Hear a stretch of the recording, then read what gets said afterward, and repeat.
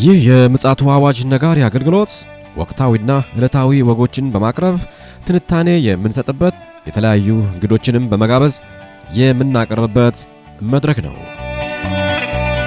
አዘጋጅ ይልቃል አስራት።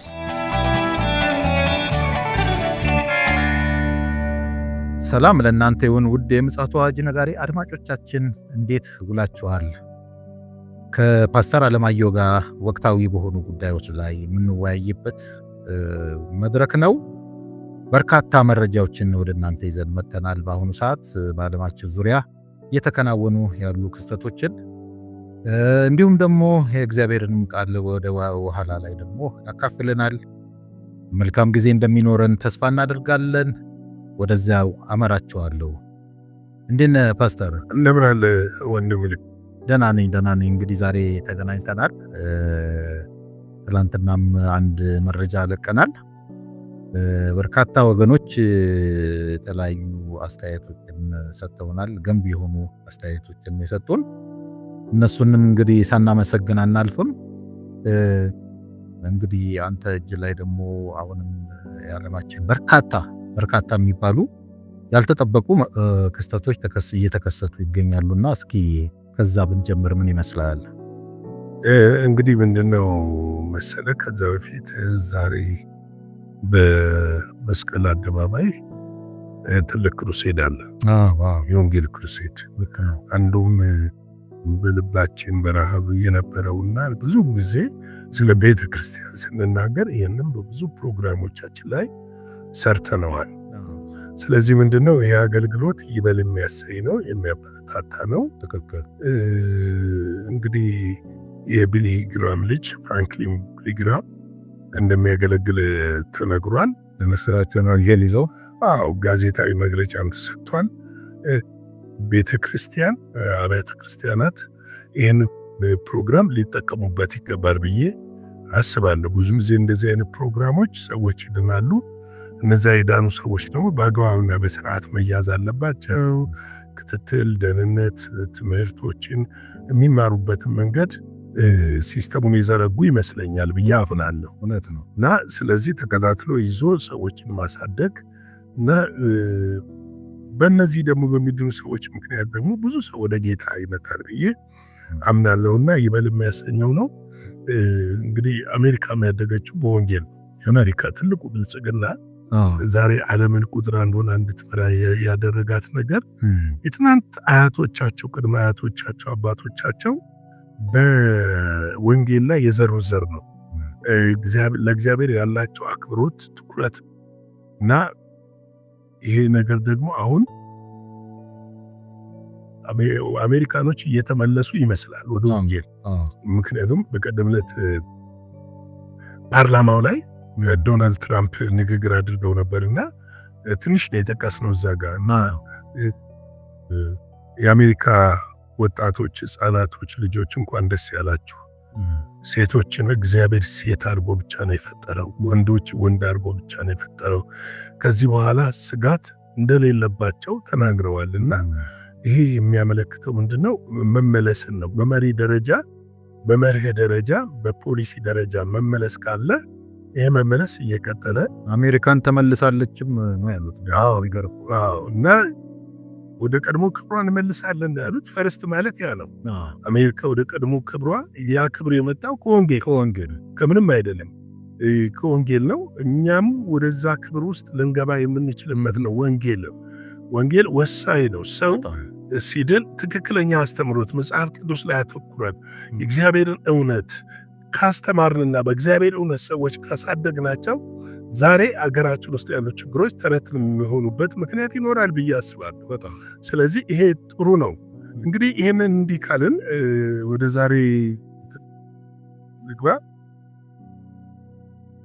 ዛሬ ትንሽ ስለ ዩክሬን ነው የምንነጋገረው። የዩክሬን ከፍተኛ ባለስልጣን አንድ አስገራሚ ነገር ተናግረዋል። አሜሪካ የምዕራባውያንን ስርዓት እያፈረሰች ነው ብለዋል። ለኔ ትልቅ ድምጽ ነው ያለው። በጣም ምንድነው የምዕራባውያን ስርዓት ብለን ስንመለከተው የምዕራባውያን ስርዓት ሌዝቢያን፣ ሰዶም፣ ይሄ እርኩሰት የሞላበትና የጨለመው ዓለም ስርዓት ነው። የእግዚአብሔር ስርዓት አይደለም። ገብቶሃል? እግዚአብሔርን ወንጌል ቤተክርስቲያንን የሚያጠፋና አመፅን የሚያስፋፋ ስርዓት ነው። ስለዚህ አሜሪካ ምዕራባውያን ስርዓትን እያፈረሰች ነው። ይህ ትልቅ ዜና። ምዕራባውያን አንድነታቸው አደጋ ውስጥ ጥለዋቸዋል። አደጋ ውስጥ ወድቋል አንድነታቸው። ይሄ አደጋ ውስጥ ነው ያለው ብለው አጽንኦት ሰጥተው ነው የተናገሩትና እንግዲህ ይህንን ነገር አጽንኦት ሰጥተው ሲናገሩ ከምን ተነስተው ነው ብለን ስንመለከት ዶናልድ ትራምፕ በፓርላማ ላይ ከተናገሩት ነገር ተነስተው ነው ንግግር ያደረጉት። ለምን አሁን እሳቸው የምዕራባውያንን ድምፅ እየሰሙ አይደለም። ዶናልድ ትራምፕ እየሰሙ ያሉት ሚሽናቸውን ብቻ ነው፣ ጎላቸውን ብቻ ነው እያዩ ያሉት። ስለዚህ እንግዲህ እንደምታውቀው ዘለንስኪ ደብዳቤ ጽፎ ነበረ። በምንም በእርምጃ በማናቸውም እርምጃ አሜሪካ በምትወስደው እና በትራምፕ ስር ሀያልነት ስር ሆነን እንሰራለን የሚል ደብዳቤ፣ ይቅርታ አዘል የሚመስል ደብዳቤ ጽፈው ነበረ። ነገር ግን የሚገርም ነገር አሜሪካ አቋሟን አልቀየረችም። ይህ ደብዳቤ ስለተጻፈ ይገርማል፣ አልቀየረችም። እንደውም አሜሪካ በደህንነት ሰራተኞቿ ወይም ደግሞ በባለስልጣኖቿ አማካኝነት አንዳንድ የዘለንስኪ ተቃዋሚ ኃይሎችን እያነጋገሩ ነው ያሉት። አንድ መጽሐፍ ቅዱሳዊም ባይሆን አንድ አባባል አለ፣ አያያዙን አይተህ ጨብጦ ቀማው የሚባል ገብቶሃል? አሁን ላይ ፈጽመው ሊያስወግዱት ወስነዋል። በእርግጥ የድርድሩን ተቀብሏል። ሳውዲ ላይ ከአሜሪካኖች ጋርና ሳውዲዎች ባሉበት ይደራደራሉ። ከራሻ ጋር አይደለም። አንዳንድ ዜናዎች ተዛብቶ አይቻለሁ። ከአሜሪካ ጋር ነው የሚደራደሩት። ከአሜሪካ ጋር በሚኖረው ድርድር 3 ሐሳቦች ይነሳሉ ተብሎ ይታሰባል። አንደኛው አሜሪካ ዩክሬን ለአሜሪካ የምትከፍለው ዕዳዋን የምትከፍልበትን መንገድ እንደ ድርድር ሐሳብ ሆኖ ይነሳል። ሁለተኛው ከራሻ ጋር ያላት ግንኙነት ወይም ደግሞ የሰላም ድርድሩ ይነሳል። ሶስተኛው የዩክሬንን ኢኮኖሚያዊና ማህበራዊ ችግሮችን በቀጣይ በሚኖሩ ነገሮች ላይ ይነሳል ተብሎ ይጠበቃል። እነዚህ 3 ነገሮች ወሳኝ ናቸው። አሁን ዘለንስኪ እዚህ ላይ ፈርሞ ካልወጣ በቀደምነት አውሮፓውያኖች ባደረጉት ስብሰባ ላይ ትናንት ማታ ዘግበነዋል። አውሮፓውያኖች ባደረጉት ስብሰባ ላይ ያለውን የሞቅታ ሐሳብ ይዞ የነ ፈረንሳይን የሞቅታ ሐሳብ ይዞ የነ እንግሊዝን የሞቅታ ሐሳብ ይዞ የሚነሳ ከሆነ ዩክሬን ትጠቀለላለች። ግድ ነው። ወይ በመፈንቅለ መንግስት ይወርዳል ወይ ራሻ አገሪቷን ትጠቀልላታለች። ይሄ የተፈራበት ሁኔታ ነው። እንግዲህ ይሄ በእንዲህ እንዳለ ነው ዘለንስኪን ከስልጣን ለማውረድ እስከ ዛሬው ድረስ እየተሰራ ነው ያለው። ለተሰጣቸው ደብዳቤ ምላሽ አልሰጡም። ተቀብለናል ልክ ነህ ምናምን የሚል ምንም አይነት ምላሽ አልሰጡም። ደብዳቤ እንደው አክልህም ይሄን ሐሳብ እንደው እንድታብላላው አስቤ ነው። ይሄ እኮ ማለት እኮ ከቀድሞ የአሜሪካን ፕሬዝዳንት ጋርም ይሁን ከአውሮፓ መሪዎች ጋር ከቨናንት ገብተዋል እኮ ቃል ኪዳን የገቡበት እኮ ጉዳይ ስለሆነ ይሄ መፍረስ አለበት። የትራምፕ አካሄድ እኮ ይህንን የማፍረስ አጀንዳ ነው ያዙት። ቅድምም አንተ መግቢያ ላይ እንደተናገርከው የምዕራባውያን አጀንዳ በማስቀየስ የራሳቸውን አጀንዳ እያስኬዱ ያሉት እኮ እዚህ ጋር የተገባው ኪዳን መፍረስ ስላለበት ነው። ለዚህ ነው ይመስለኛል ዘለንስኪን የመቀበል ያለመቀበሉ አዝማሚያ የታየው። አዎ ምንድነው መሰለህ አሁን ዘለንስኪ አንድ የተናገረው ነገር አለ። ባለፈው ዘግበነዋል። በምርጫም ቢሆን ስልጣኔን አልለቅም እያለ ነው። ምርጫም ተደርጎ ቢሆን የተመረጠው ሰው ከኔ ጋር መደራደር አለበት። ይህን ልብ እየሰጠው ያለው የነ እንግሊዝና የነ ፈረንሳይ አይዞባይበት ነው። ነገር ግን ደግሞ አውሮፓ ሀገሮች እንኳን አሜሪካ እጇን ብታወጣ አውሮፓ ሀገሮች እንኳን ቢደግፉት 5 ወር መዋጋት አይችልም። 5 ወር መዋጋት የማትችለው ነገር እንዴት ነው የምታደርገው? 5 ወር ልትዋጋ የማትችልበት አቅም ከሌለ ለምን ኔቶ ላይ እኮ ያለውን ትናንትና ምሽት ተናግረነዋል። 1/3 እኮ ነው። 1/3 የአሜሪካ ጦር ነው። 1/3 የአሜሪካ ጦር ነው። ተመልከት፣ መሳሪያው 1/3 የአሜሪካ መሳሪያ ነው። ሌላውን ነገሮች እነዚህን ነገሮች በሙሉ ስትመለከታቸው ምን አቅም ኖሮት ነው ያሰኛል። አዎ ከበስተጀርባው ለበስተጀርባ ኃይል እንዳለ ያስታውቃል። አዎ ስለዚህ አሜሪካኖች ያቀረቡለትን ሐሳብ ተቀብሎ መሄድ ነው። እንግዲህ አሁን አሜሪካና አውሮፓ የሚገርምህ በልዩነታቸው በዘለንስኪ ጉዳይ ብቻ አይደለም። ዶናልድ ትራምፕ በሚመሩት የኢኮኖሚ ስርዓት በሚከተሉት የኢኮኖሚ ስርዓትን ልዩነት አለ እና ይህንን ነገር የጣሊያኗ ጠቅላይ ሚኒስትር በደንብ የተረዱ ይመስላሉ። ምንድነው እሳቸው አንድ ሐሳብ አቅርበዋል። ያቀረቡት ሐሳብ ምንድነው? አውሮፓንና አሜሪካንን ለማሸማገል እቅድ እንዳላቸው ተናግረዋል። ለማሸማገል አይታወቅም። ይሳካ ለማሸማገል እቅድ እንዳላቸው ታውቋል። እንግዲህ አሁን በፊታችን ባለው ሳምንት ሳውዲ ላይ ድርድሮች ይደረጋሉ። እነዛ ድርድሮች አሁን ውጤት ያመጣሉ ወይ አያመጡም ወይ የሚለውን ነገር ወደፊት የምናየው ሂደት የምናየው ይሆናል። እንግዲህ ሌላው በመካከለኛው ምስራቅ ላይ ሰሞኑን ትንሽ ጠንከር ያሉ ነገሮች እየተከሰቱ ነው ያሉት። ከነዚህም መካከል ምንድነው አሜሪካ ሐማስን ጋር ድርድር አድርጋለች። እስራኤል ጠቅላይ ሚኒስትር ትንሽ አኩርፈዋል። ግን ቢሆንም ድርድሩ እስራኤልን የሚጠቅም እንጂ የማይጠቅም አይመስለኝም። ከዚህ የተነሳ በሐማስ ላይ እስራኤል ቀጥተኛ እርምጃ ለመውሰድ ሐማስን የማጥፋት ዘመቻ ሊጀምሩ እንደሆነ ታውቋል። ምክንያቱም ድርድሩን ተቀብሎ ሐማስ ለቆ ጋዛን ለቆ የሚወጣ ከሆነና አመራሩን የሚያቆም ከሆነ ሰላማዊ ነገሮቹ ይቀጥላሉ። ነገር ግን ያ የማይሆን ከሆነ ዶናልድ ትራምፕ እስካሁን ፓርላማም ላይ ተናግረዋል፣ በገፍ እያቀረብንላቸው ነው ብለዋል እስራኤል እና እስራኤል የቤት ስራዋን ትሰራለች ብለዋል። የቤት ስራዋ ምንድን ነው? ከጋዛ ጠራርጎ ማስወጣት ነው እና ሐማስን የማጥፋት ዘመቻ ነው። ይሄ እንግዲህ በአስቸኳይ ያሉትን ታጋቾች ለእስራኤል እንዲያስረክብ እንዲፈታ፣ የሞቱም ሰዎች አሉ የነሱንም አስከሬን እንዲያስረክብ አስቸኳይ ትዕዛዝ ተሰጥቷል።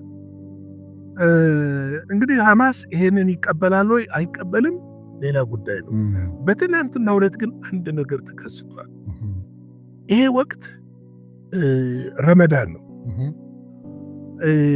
እስራኤል ላይ ኢየሩሳሌም ላይ አላስካ ሞስክ አለ። አላስካ ሞስክ ፍልስጤማውያን አረቦች እንዳይገቡ እየተከለከለ ነው። የተፈቀደላቸው አሉ።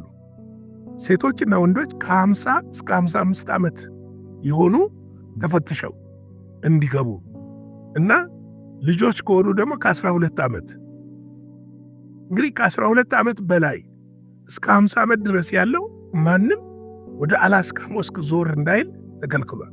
ይሄ ትንሽ አረቡን ዓለም ትናንትና አንጫጭቷል።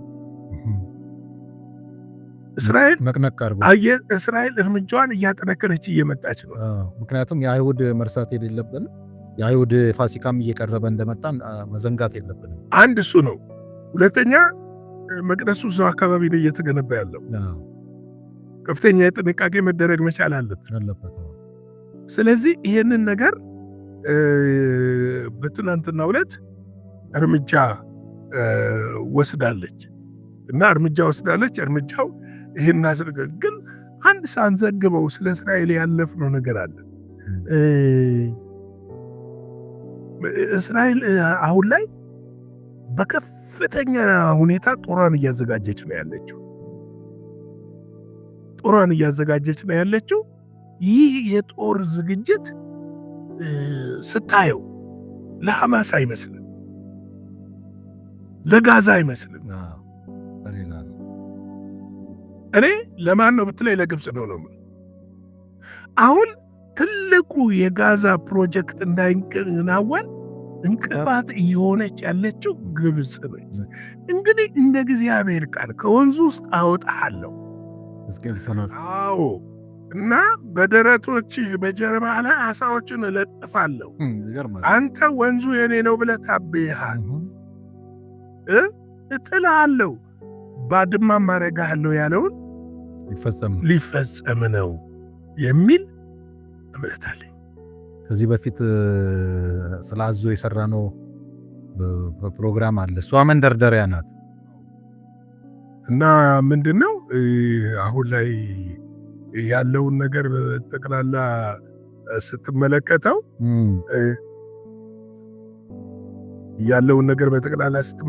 እጅግ አደገኛ ሁኔታ እንዳለ መካከለኛው ምስራቅ ላይ ያመለክታል። እስቲ እንግዲህ ወገኖቻችን ዓለም እንደዚህ እየሆነች ነው። እናንተ ምን እንደምትሉ አላቅም።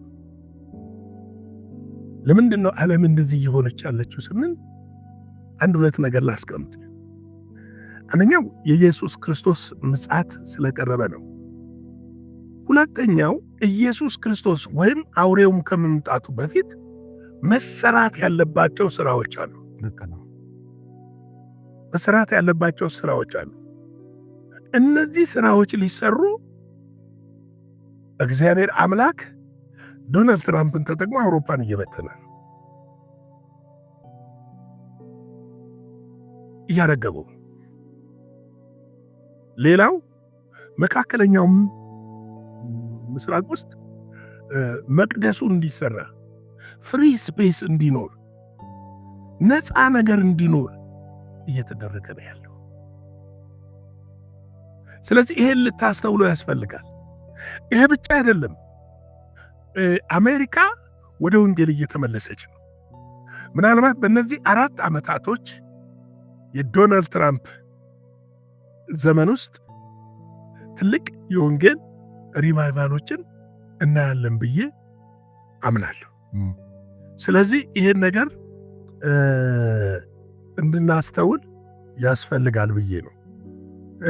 እስቲ አንድ እግዚአብሔር ቃል እኛ የተባረከ ተስፋ ያለን ህዝቦች ስለሆነ ትናንት ምሽት ላይ አንድ ነገር ጀምሬ ነበረ። እዛው ፊልጵስዩስ 3 ቁጥር 20 እና 21 ላንብበው። እኛ አገራችን በሰማይ ነውና ከዚያ ደግሞ የሚመጣ ኦጄግላዶማስ የሚመጣ መድኃኒት እርሱም ጌታን ኢየሱስ ክርስቶስን እንጠባበቃለን። የሚመጣ መድኃኒት አለ፣ የሚያድነን አለ ከዚህ ከዓለም ግሳንግስ፣ ይሄ ከከበደን ስጋ ከተሸከምነው ዓለም ከተጫነብን ነገር ሊገላግለን የሚመጣ መድኃኒት አለ እንደተናገረ እርሱን እንጠብቃለን አለ ጳውሎስ። የምንጠብቀው ጥሩ ነው። የዓለም ኢኮኖሚ መለወጥ የሰዎች ብዙ ነገሮች በቀር በጣም ነው መልካም ነው። በምድር እስካለን ድረስ ይጠቅመናል። ግን የምንጠብቀው እሱን አይደለም። የምንጠብቀው የናዝሬቱ ኢየሱስ። አሜን። ወገኖቼ ተስፋችን ምድራዊ አይደለም። ፍጻሜያችንም ምድር ላይ አይደለም። ዮሐንስ 14 ላይ እንደተናገረ እኔ ብሄድ ይሻላል፣ በዚያ ለእናንተ መኖሪያን አዘጋጃለሁ፣ ተመልሼ እመጣለሁ፣ ደግሞም ወስዳችኋለሁ፣ ከኔ ጋር ለዘላለም ትኖራላችሁ ያለ ጌታ ሊመጣ በደጅ ነው ያለ። አሜን። ዓለም እየተተረማመሰ ነው። ትርምሱ ልክ መርካቶ ገበያ ሄደ የምትገዛውን እንደጠፋብህ የምትገዛውን እስክታገኝ ድረስ በሰው ሁሉ ውስጥ ሰው ሲተረማመስ እንደምታይ እንደዛ ሆኗል ዓለም። ስለዚህ ፊታችንን ወደ ጌታ እንመልስ። ኢየሱስ ክርስቶስ የእግዚአብሔር ልጅ ይመጣል።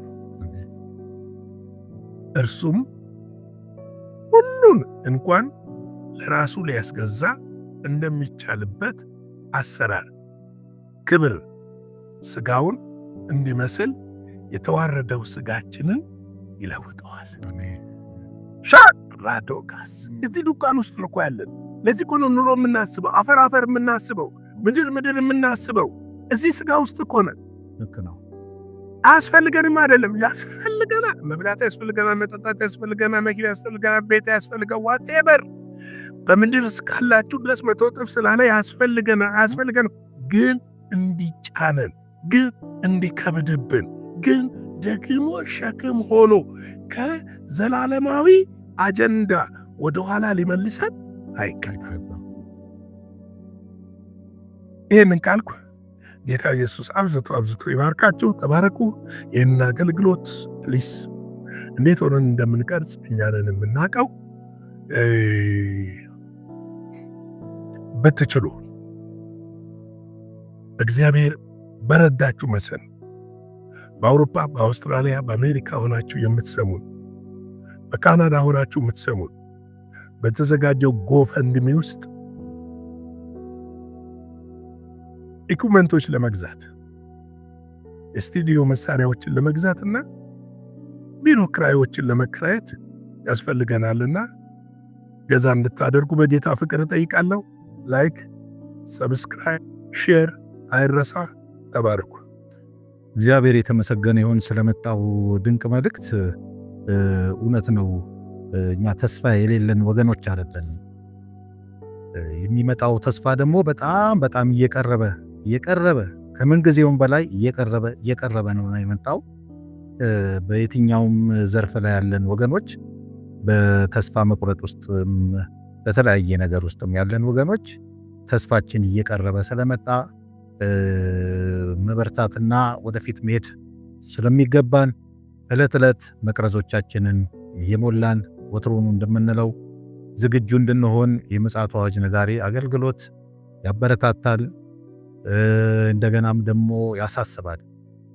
ከዛ በተጨማሪ ቀደም ፓስተር መግቢያው ላይ እንደተናገረው ዛሬ በመስቀል አደባባይ ትልቅ የወንጌል ድግስ አለ። በዛ ድግስ ላይ ደግሞ የምንገኙ ወገኖች ካውንስሉ በሰጠው መመሪያ መሰረት በማስተዋልና በጥንቃቄ ነገሮቻችንን እንድንፈጽም ማሳሰብ እንፈልጋለን። ጥንቃቄ ይጋርዳል፣ ማስተዋልም ይጠብቃል ስለሚል በዚህ አቅጣጫ ላይ በስሜታዊነትም ይሁን በሌላ መንገድ ከብዙ መልካም ካልሆኑ ነገሮች እንድንቆጠብ የምጽአቱ አዋጅ ነጋሪ አገልግሎት ክፍል ማሳሰብ ይፈልጋል። ከዛ በተረፈ ወደ በኋላ ላይ ደግሞ የቀጥታም ስርጭት ስላለን እንድትጠባበቁ በዚህ አጋጣሚ ማሳሰብ እንፈልጋለን። የእግዚአብሔር ስም የተባረከ ይሁን። ለአሁኑ እንግዲህ የነበረን መረጃና መልእክት ይህንን ይመስላል።